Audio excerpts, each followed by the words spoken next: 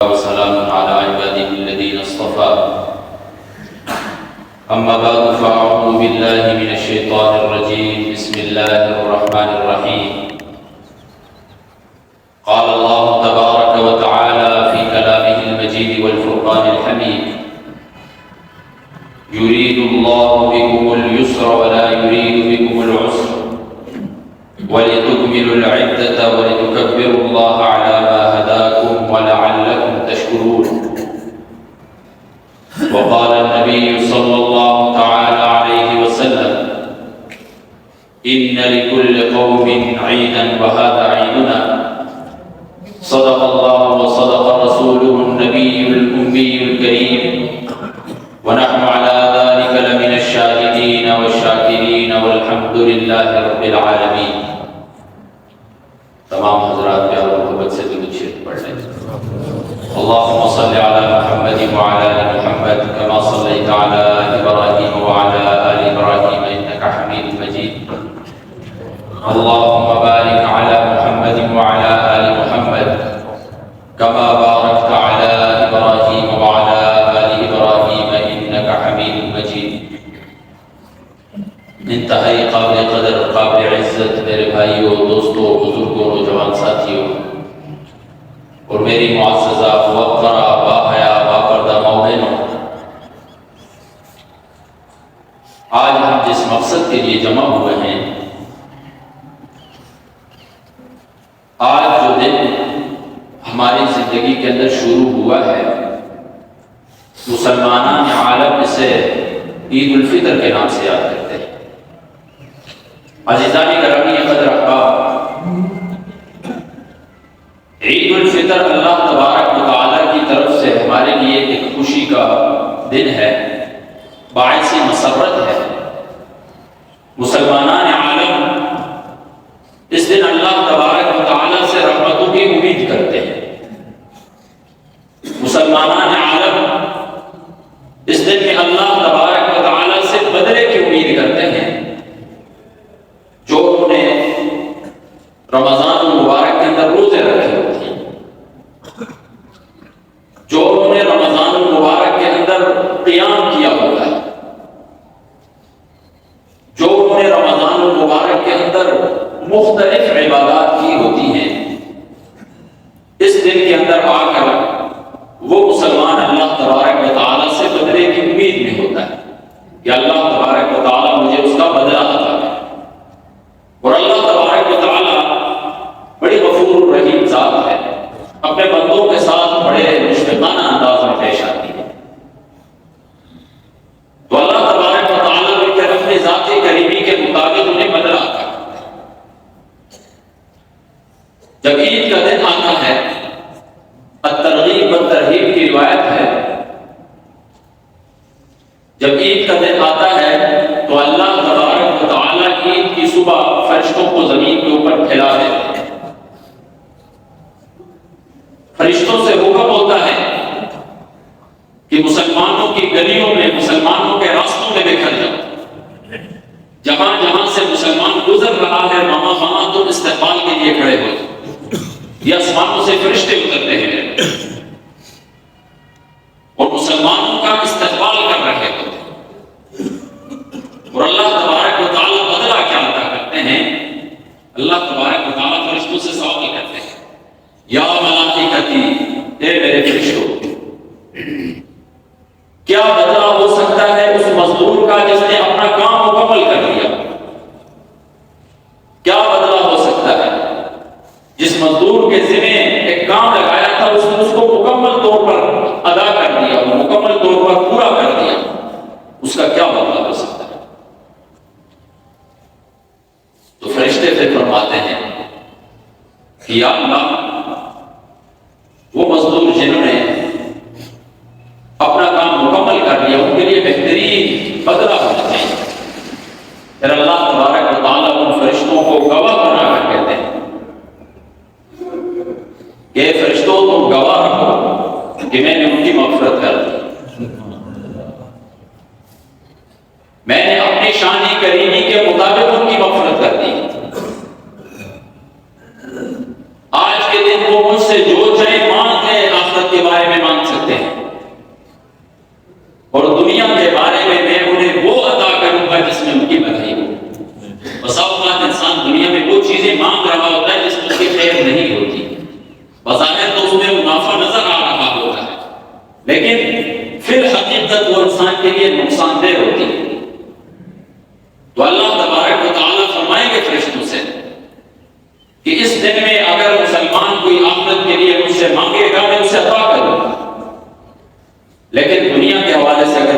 مانگے گا میں اس کی بھلائی کے مطابق اسے عطا کروں گا، اگر اس میں خیر ہوئی تو میں اسے عطا کر دوں گا، خیر نہیں ہوئی تو میں نہیں دوں گا۔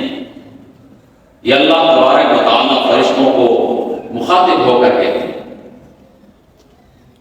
تو میرے بھائیوں، یہ عید الفطر جو ہے یہ ہمارے لیے باعث مسرت ہے، باعث خوشی ہے، یہ عید کا دن ہے ہمارے لیے، اور یہ عید کا دن ہونے کے ساتھ ساتھ وعید کا دن بھی۔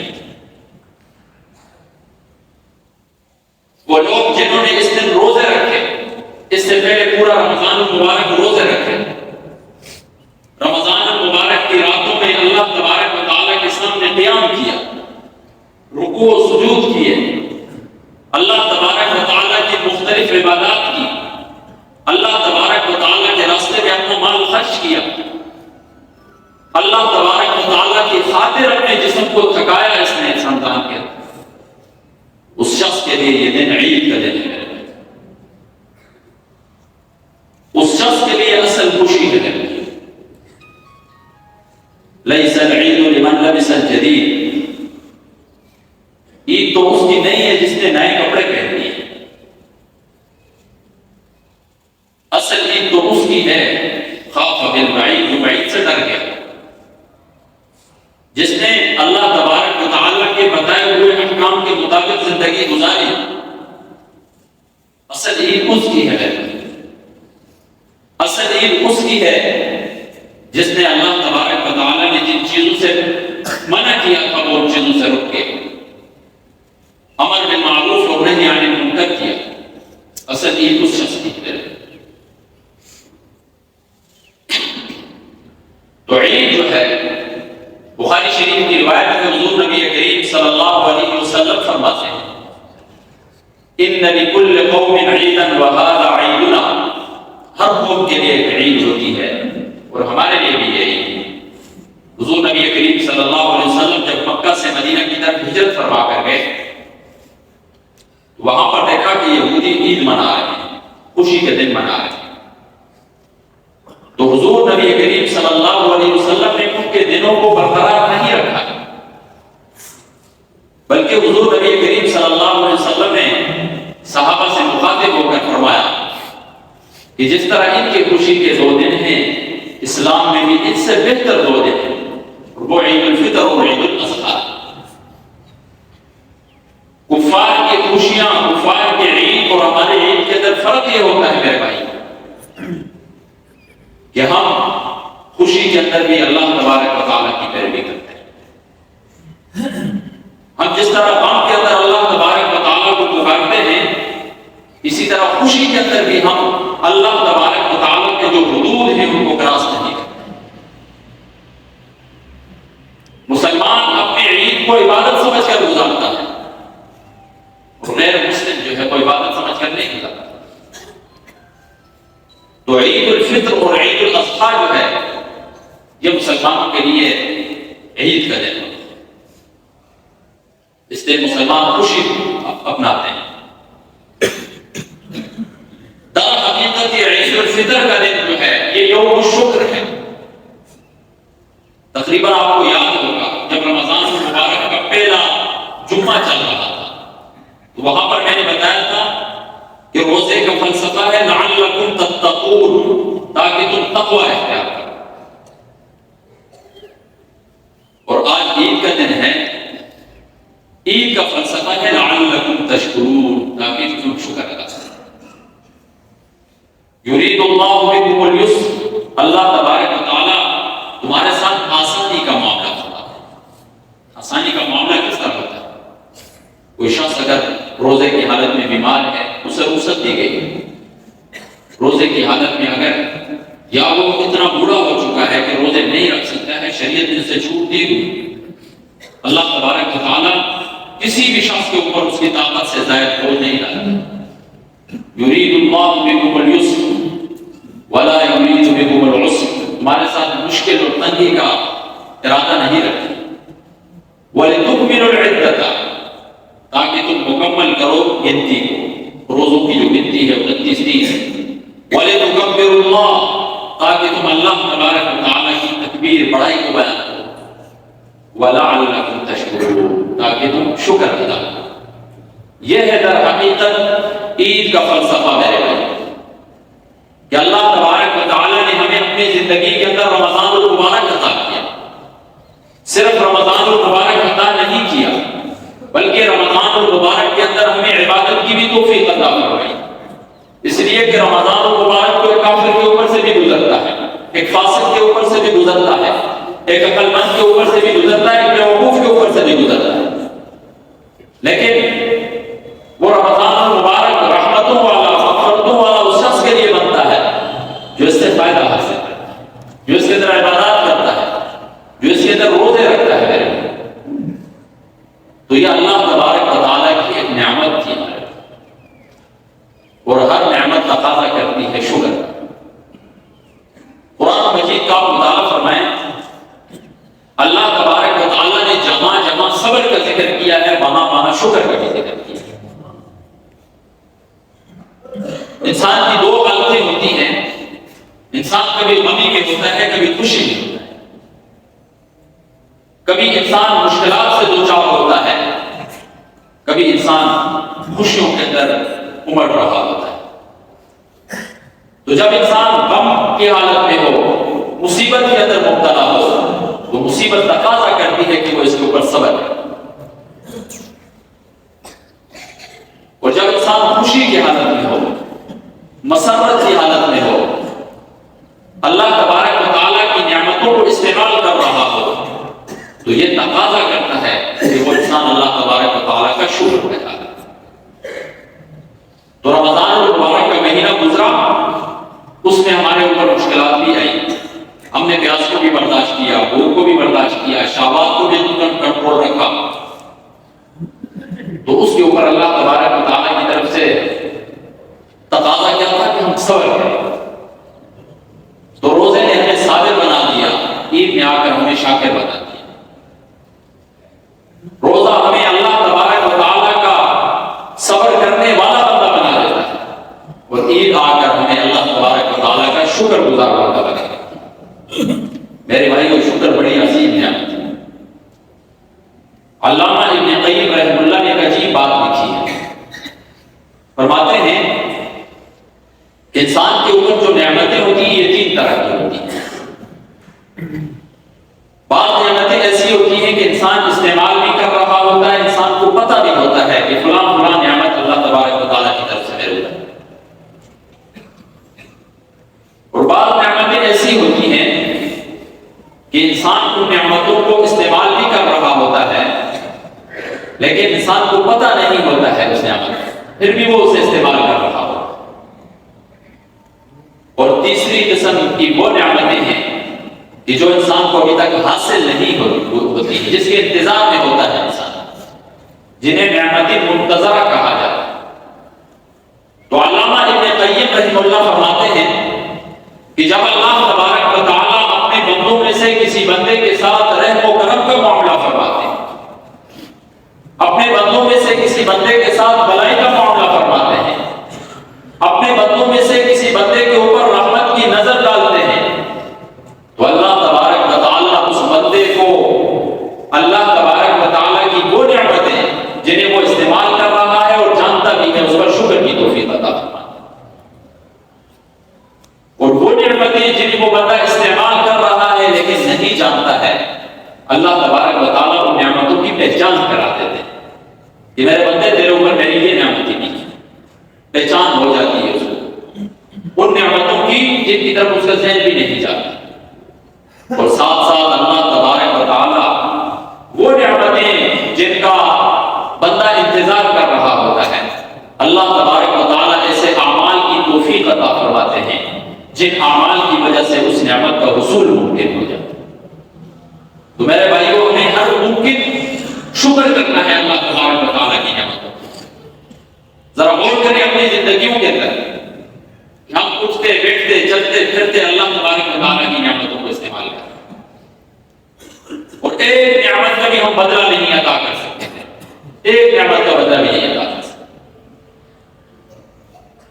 اللہ تبارک و تعالیٰ کا جو شکر ادا کرتا ہے، سورۃ البقرہ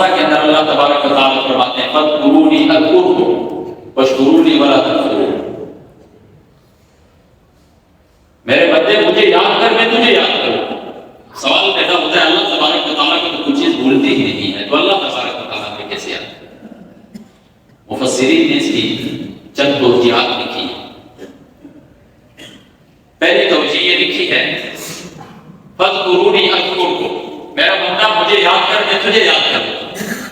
یعنی ایک روایت ہے کہ جب بندہ اللہ تبارک و تعالیٰ کو دل میں یاد کرتا ہے اللہ تبارک و تعالیٰ بھی اسے یاد کرتا ہے. اور جب کوئی شخص اللہ تبارک و تعالیٰ کو کسی مجلس کے اندر یاد کرتا ہے اللہ تبارک و تعالیٰ اس سے بھی بہترین مجلس فرشتوں کی مجلس میں اس شخص کا تذکرہ کرتا ہے. جب بندہ اللہ تبارک و تعالیٰ کو یاد کرتا ہے. اور دوسری توجیہ مفسرین یہ کرتے ہیں فاذکرونی بالرخاء اذکرکم بالشدہ، اے میرے بندے تو اپنی خوشی کی حالت میں مجھے یاد کر، غموں کے اندر کبھی بھی میں تجھے اکیلا نہیں چھوڑوں. غم کے اندر تو ہر کوئی اللہ تبارک و تعالیٰ کو یاد کرتا ہے، مصیبت کے اندر تو ہر کوئی اللہ تبارک و تعالیٰ کے حضور سر و سجود ہوتا ہے. لیکن بہترین شخص وہ ہے کہ جو اپنی خوشی غمی ہر حالت میں اللہ تبارک و تعالیٰ کو یاد کرتا ہے، اللہ تبارک و تعالیٰ کا شکر ادا کرتا ہے. تو فاذکرونی، تم مجھے یاد کرو اپنی خوشی کی حالت میں، میں غم میں بھی تمہیں یاد کروں. اور ایک توجیہ یہ فرماتے ہیں فاذکرونی بالدعاء، دعا کر کے مجھے یاد کرو، اذکرکم بالاستجابہ، میں تیری دعا قبول کر کے تجھے یاد کروں. انبیاء علیہ السلام کی زندگیوں کا مطالعہ فرمائیں. حضرت نوح علیہ السلام 950 سال اللہ تبارک و تعالیٰ کے دین کا جھنڈا بلند فرماتے ہیں، لوگوں کے اندر تبلیغ کرتے ہیں اللہ تبارک و تعالیٰ کے دین. 950 سال، اور نتیجہ کیا نکلتا ہے؟ چند لوگ ایمان لاتے ہیں. 950 سال کی محنت میں صرف اور صرف چند لوگ ایمان لاتے ہیں. اور پوری قوم کیا کرتی ہے؟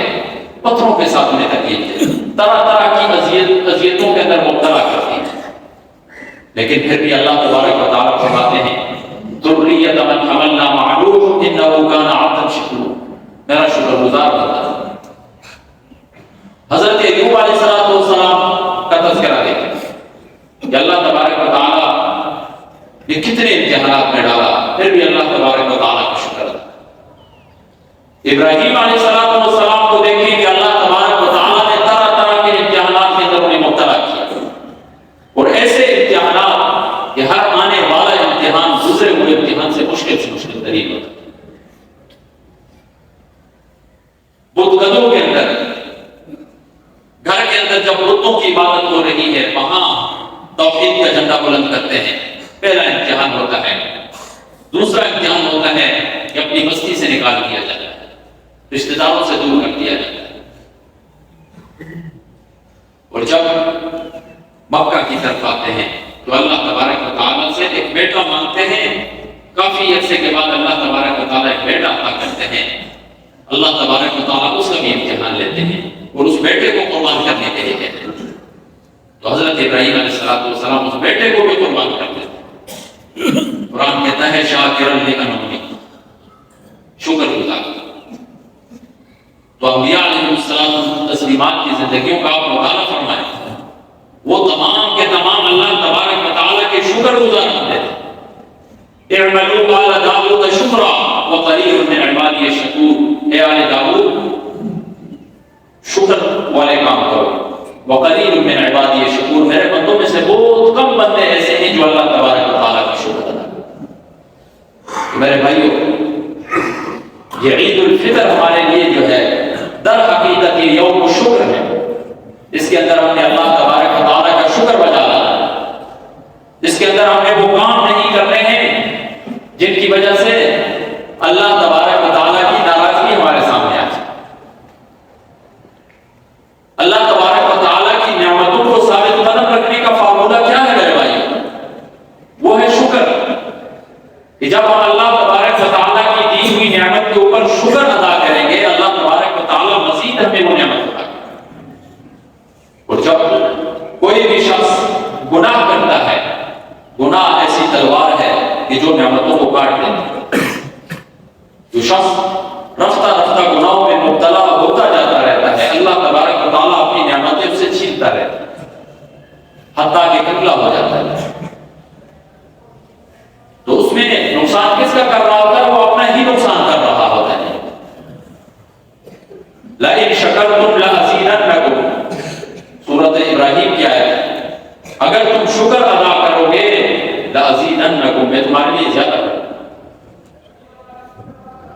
حضرت حسن بصری رحمہ اللہ، اسی طرح قاضی فضیل عیاض رحمہ اللہ فرماتے ہیں کہ جب کوئی شخص اللہ تبارک و تعالیٰ کی نعمت کو استعمال کرتا ہے، اللہ تبارک و تعالیٰ کی نعمت کو استعمال کرنے کے بعد اس کی زبان سے کلمہ شکر بعد میں نکلتا ہے، اللہ تبارک و تعالیٰ اس نعمت کو پہلے دوگنا کر دیتے ہیں۔ اتنے غفور و رحیم ذات، اتنی محبت کرنے والی ذات ہے میرے بھائی، کہ ہم اللہ تبارک و تعالیٰ کی نعمتوں کو استعمال کر رہے ہیں، ہم اپنی زبان سے کلمہ شکر بعد میں نکالتے ہیں، اللہ تبارک و تعالیٰ اس نعمت کو پہلے ڈبل کرتے ہیں۔ اللہ تبارک و تعالیٰ تو مانے ڈھونڈ رہا ہے کہ میں اپنے بندوں کو کسی طرح نعمتیں دوں، لیکن یہ نعمتیں مکمل طور پر ہمیں تب حاصل ہوں گی جب ہم شکر ادا کریں۔ اللہ تبارک و تعالیٰ کو پتا ہے کہ میری نعمتوں کا یہ شکر بھی نہیں ادا کر سکتے، شکر بھی نہیں ادا کر سکتے ہیں۔ اسی سورہ ابراہیم کے اندر ایک آیت ہے وَإِن تَعُدُّوا نِعْمَتَ اللَّهِ لَا تُحْصُوهَا، اگر تم اللہ تبارک و تعالیٰ کی نعمتوں کو شمار کرنا چاہو تو نہیں شمار کر سکتے۔ جب بندہ اللہ تبارک و تعالیٰ کی نعمتوں کو شمار نہیں کر سکتا ہے تو اس کو شکر کیسے ادا کرے؟ میرے بھائیوں، ہمیں صرف اور صرف ایک وسیلہ ہے، ہم نے اپنے ٹوٹے پھوٹے الفاظ نکالنے ہیں کہ یا اللہ جو کچھ تم نے دیا اس پر تیرا جتنا بھی شکر ادا کروں گا، جتنا بھی شکر ادا کروں گا۔ علامہ متقی الہندی اپنے رسائل کے اندر لکھتے ہیں کہ ایک انسان 24 گھنٹے کے اندر دن رات میں 24,000 مرتبہ سانس لیتا ہے۔ 24 گھنٹے کے اندر ایک انسان 24,000 مرتبہ سانس لیتا ہے، اور سانس کے اندر کتنی نعمتیں ہوتی ہیں اللہ تبارک و تعالیٰ کی؟ 2 نعمتیں ہوتی ہیں، سانس کا لینا اور باہر نکالنا، یہ 2 الگ الگ نعمتیں ہیں۔ اور اگر انسان ہر نعمت کا شکر ادا کرے تو صرف جو سانس کی نعمت ہے، تو 24 کو آپ 2 سے ضرب دیں 48,000 بن جاتا ہے۔ تو صرف یہ سانس کی نعمت جو ہے، اس کا اگر کوئی شخص مکمل طور پر شکر ادا کرنا چاہے تو ایک دن میں اسے 48,000 مرتبہ شکر ادا کرنا پڑے گا۔ ہم صرف اللہ تبارک و تعالیٰ کی اس ایک نعمت کا بھی شکر ادا نہیں کر سکتے میرے بھائی، کہاں وہ بے شمار نعمتیں جنہیں ہم شمار بھی نہیں کر سکتے، جنہیں ہم استعمال کر رہے ہیں ہمیں پتہ تک بھی نہیں ہے۔ تو عید کا تقاضا یہ ہے کہ ہم اللہ تبارک و تعالیٰ کا شکر ادا کریں۔ عید کا دوسرا تقاضا یہ ہے کہ ہم حضور نبی کریم صلی اللہ علیہ وسلم کی بتائی ہوئی زندگی کے مطابق زندگی گزاریں، جو مسنون زندگی کہلاتی ہے۔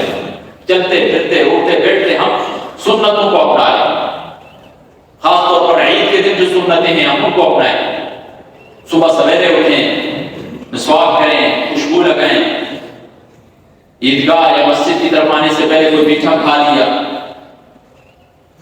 جاتے ہوئے مختلف راستے سے جانا، یہ تمام چھوٹی چھوٹی سنتیں ہیں جو حضور نبی کریم صلی اللہ علیہ وسلم نے بیان۔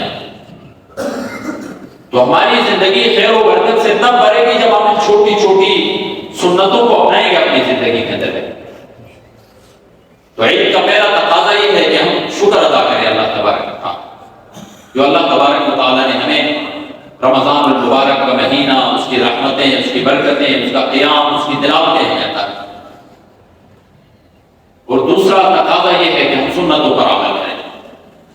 عید کا تیسرا تقاضا یہ ہے میرے بھائیوں کہ ہم صلہ رحمی کریں۔ صلہ رحمی کا مطلب یہ ہے کہ ہمارے جو خونی رشتے ہیں ہم ان کو جوڑنے کی کوشش کریں۔ عید کا دن آتا ہے، آپ پورا رمضان المبارک پیچھے سنتے رہے ہیں کہ تمام لوگوں کی بخشش ہو جاتی ہے، لیکن چند بدقسمت ایسے ہوتے ہیں ان کی بخشش نہیں ہوتی۔ ان میں سے کیا ہوتا ہے؟ جو قطع رحمی کرتا ہے، جو رشتہ توڑنے والا ہوتا ہے، اس کی بخشش نہیں ہوتی۔ میرے بھائیو، عید کا دن آ کر ہمیں یہ پیغام دیتا ہے کہ ابھی رشتے جوڑ لو، ابھی رشتے جوڑ لو۔ حدیث شریف کا مفہوم ہے، حضور نبی کریم صلی اللہ علیہ وسلم فرماتے ہیں من احب ان یبسط له فی رزقہ، جو شخص یہ چاہتا ہے، یہ پسند کرتا ہے کہ اللہ تبارک و تعالیٰ اس کے رزق کے اندر اضافہ فرما دے اور اس کی عمر کے اندر اضافہ فرما دے، فلیصل رحمہ، وہ صلہ رحمی کریں. صلہ رحمی کا فائدہ یہ ہوگا کہ اللہ تبارک و تعالیٰ اس کی رزق میں اضافہ فرما دے, اس کے کاروبار میں برکتیں عطا فرما دیں, اور اس کی عمر میں بھی برکتیں عطا فرما, عمر دراز عطا فرمائیں گے اسے, صرف صلہ رحمی کرنے کی وجہ سے. اور یہ رشتہ جو ہے یہ ایسی چیز ہے, حدیث قدسی ہے کہ رشتہ کہتا ہے یا اللہ جو مجھے توڑتا ہے تو سے توڑ دے, جو مجھے جوڑتا ہے تو سے جوڑ دے. یہ رشتہ جو ہے بذات خود اللہ تبارک و تعالیٰ کی طرف التجا, یا اللہ جو مجھے جوڑتا ہے تو سے جوڑ دے, جو مجھے توڑتا ہے تو سے توڑ دے. میرے بھائیو, آج عید کا دن ہے, ہمیں پیغام دے رہا ہے کہ ہمارے رشتوں کے اندر جتنی رنجشیں موجود ہیں, ہم جتنے ایک دوسروں سے کٹے ہوئے ہیں, بھائی بھائی سے دور ہے, پڑوسی پڑوسی سے دور ہے, رشتہ دار آپس میں ایک دوسرے سے باتیں نہیں کر رہے ہیں. آج عید کا دن ہے, جو تم میں سے پہلے کرے گا اللہ تبارک و تعالیٰ اسے ہی دور میں ثواب ہوگا. عید کا دن ہے, ہاتھ میں کوئی تحفہ لے کر اس کے گھر چلے, اس سے سلام کر لیں, اسے کچھ پیش فرما لیں, اللہ تبارک و تعالیٰ اس کے دل کو بھی نرم فرما دیں گے. اس طرح رشتہ جو ہے جوڑ دیں, اور اللہ تبارک و تعالیٰ آپ کے رزق میں بھی برکتیں عطا فرمائے گا, آپ کی عمر میں بھی برکتیں عطا فرمائے گا. آج یہ تقاضا کرتا ہے بھائی بھائی سے جا کر سلام کریں. اگر کوئی چھوٹی موٹی رنجشیں ہو گئی ہیں, انسان ہے, خطا کا پتلا ہے, انسان سے ہوتی رہتی ہیں یہ چیزیں, لیکن کب تک انسان کرے؟ زندگی کا کیا بھروسہ ہے؟ جب انسان بیرون ملک ہوتا ہے تو جب بھائی فوت ہو جاتا ہے تو 40-40, 50-50 لاکھ روپے لگا کے اس کی میت کو دیکھنے کے لیے آتے. اگر وہی پیسے اس نے زندہ بھائی کے اوپر لگائے ہوتے, کتنی زندگیوں کے اندر خوشیاں آتی, کتنے رشتے جڑ جاتے میرے بھائیوں, کتنی محبتیں پیدا ہو جاتی. زندہ بندے کو تو ہم دیکھنا گوارا نہیں کرتے ہیں, اور مردے کے لیے ہم روتے ہیں. یہ عقل مندی نہیں ہے. عقل مندی یہ ہے کہ ہم زندہ کی قدر کریں, جو زندہ انسان ہے اس کی ہم قدر کریں. اس کی وجہ سے اللہ تبارک و تعالیٰ ہماری رزق میں, ہماری جان میں, ہمارے مال میں, ہر چیز میں برکت عطا فرمائے. ہماری زندگی خوشگوار ہو جائے گی, سکون سے بھرپور ہو جائے گی ہماری زندگی. بعد میں رونا دھونا کیا, بعد میں تو انسان افسوس ہی کرتا رہتا ہے, کاش کہ میں اس سے مل لیتا, کاش کہ ایک دفعہ زندگی میں میں نے اس سے ملاقات کر لی ہوتی. کتنی پرانی دشمنی ہوتی ہیں, ایک دوسرے سے بے روخی ہوتی ہے. اس بے روخی کے اندر انسان اس دنیا سے چلا جاتا ہے, پھر بعد میں صرف پچھتاوا ہوتا ہے انسان. میرے بھائیو, آج عید کا دن جو ہے ہمیں یہ پیغام دے کہ رشتوں کو جوڑ لو. عید کا دن ہمیں یہ پیغام بھی دے رہا ہے کہ والدین کے ساتھ اس میں سلوک کرو. عید آپ پڑھ کر جائیں تو سب سے پہلے والدین کے پاس جائیں, والدین کا ہاتھ چھوئیں, والدین کے چہرے کی طرف مسکرا کر دیکھیں. اللہ تبارک و تعالیٰ مقبول ہے جو عمرے کا ثواب عطا کرے. والدین کی طرف دیکھیں. آج والدین ہماری طرف ترستے رہتے ہیں کہ میرا بیٹا آئے گا, بیٹا اپنی مصروفیات میں لگے رہتے ہیں, بیٹا تو مہینوں سالوں گزر جاتے ہیں, والدین کے پاس جاتا ہی نہیں. ایک عید کا دن آتا ہے, اس دن وہ آنس کے آنسو بہا رہے ہوتے ہیں, موٹے آنسو کے گر رہے ہوتے ہیں, بیٹا پھر بھی اپنی موج مستی میں لگا ہوتا ہے. میرے بھائیو, ہمارے والدین کو ہمارے پیسے کی اتنی ضرورت نہیں, ہمارے والدین کو صرف ہماری توجہ کی ضرورت ہے. صرف ہم توجہ دے دیں ان کو, کے پاس جا کر بیٹھ جائیں, 2 بولوں کا سن لیں. وہ والدین جنہوں نے ہمارے لیے تکلیفیں برداشت کی, پوری زندگی ہمارے لیے وہ قربان کر دیتے ہیں, اپنا خون پسینہ ہمارے اوپر قربان کر دیتے ہیں. ماں کی قربانیاں دیکھیں, والد کی قربانیاں دیکھیں, آپ انسان نہیں تصور نہیں کر سکتا ہے. اور جب یہی بیٹا بڑا ہوتا ہے تو میں روح اختیار کر لیتا. وہ ایک فرضی قصہ لکھا ہے, اگرچہ حقیقت نہیں ہے لیکن حقیقت سے قریب تک. والد نے بیٹے کو پکڑا, باہر سے میں چلا گیا اور سامنے کوا بیٹھا ہوا. کہا بیٹا یہ سامنے کیا چیز ہے؟ بیٹے نے کہا ابو کوا ہے. والد پھر پوچھتا ہے, بیٹا کہتا ہے کوا ہے. والد پھر پوچھتا ہے, 4 دفعہ جب پوچھتا ہے تو بیٹا غصہ ہو جاتا ہے, کہتا ہے آپ کو سمجھ نہیں آ رہا ہے کہ آپ کو کہہ رہا ہوں یہ کوا ہے. تو والد نے آنکھوں سے سے موٹے موٹے آنکھوں کے آنسو گر رہے ہیں. اندر جاتا ہے, اپنی ڈائری نکالتا ہے اور ڈائری کھول کر اسی بیٹے کو ساتھ میں جاتا ہے اور کہتا ہے کہ بیٹا جب آپ چھوٹے سے تھے یہی جگہ تھی, اسی جگہ سے آپ مجھے سامنے کوا بیٹھا ہوا تھا مجھ سے پوچھ رہے تھے. آپ نے ایک دفعہ نہیں, 2 دفعہ نہیں, 26 مرتبہ مجھ سے پوچھا, میں نے پھر بھی محبت بھرے انداز کے اندر تجھے جواب دیتا. لیکن آج میں صرف 4تھی دفعہ پہنچا ہوں, آپ میرے سامنے چیوڑی چڑھا رہے. یہ ہے والدین کی میرے بھائیوں ہمارے لیے قربانیاں, اور آج ہم ان قربانیوں کو بھول گئے. تو میرے بھائیوں عید کا تقاضا یہ ہے کہ ہم اس عید کے اندر کیا کریں, اپنے والدین کے ساتھ حسن سلوک کریں. ٹائم بھی تقریباً 2 منٹ اوپر ہو چکے ہیں. عید کی نماز کا طریقہ جو ہے بہت ہی سمپل ہے. 2 رکعت نماز ہے. پہلی رکعت کے اندر جب امام اللہ اکبر تکبیر تحریمہ کہتا ہے, آپ نے ہاتھ باندھ لینے ہیں. اس کے بعد ثنا پڑھنی ہے. ثنا کے بعد پھر 3 مرتبہ ہاتھ اوپر اٹھانے ہیں, تکبیریں 3 زائد تکبیریں کہیں. اس کے بعد امام اس رکعت کو پوری کر لیں گے. دوسری رکعت کے لیے امام کھڑا ہو جائے گا, معمول کے مطابق وہ قرات کرے گا. قرات کے بعد پھر 3 زائد تکبیریں کہیں. اس کے بعد پھر رکوع میں جائے گا. یہ سمپل سا طریقہ ہے. نیت جو ہے یہ دل کے ارادے کا نام ہے. آپ گھر سے آئے ہیں تو یہ نیت ہے آپ کی نماز پڑھنے, یہ نیت بھی کافی ہے. لیکن اگر کوئی شخص پھر بھی اپنے الفاظ کے ساتھ کرتا ہے تو 2 رکعت نماز کی نیت کر رہے پیچھے سے امام کے, جو یا اگر کوئی یہ الفاظ بھی نہیں ادا کر سکتا ہے جو نیت امام کی وہی میری نیت, تو پھر بھی ادا ہو جائے گا.